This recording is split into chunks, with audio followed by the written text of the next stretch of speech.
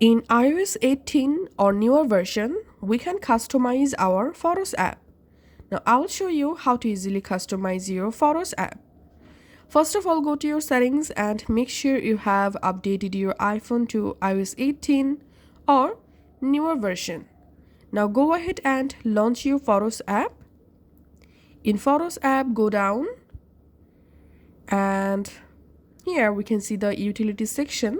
We can see the wallpaper suggestion section. We can see media type section. To customize these sections, in your Photos app, scroll down all the way to the bottom and tap on Customize and Reorder. And under Customize and Reorder, here you can reorder or hide collections to personalize your view.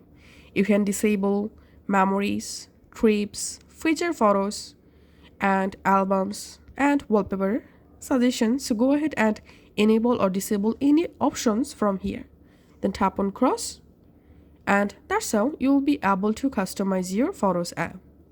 And to reset all settings, again tap on Customize and Reorder, and here just tap on Reset, and that's how we can actually do it. Thanks for watching.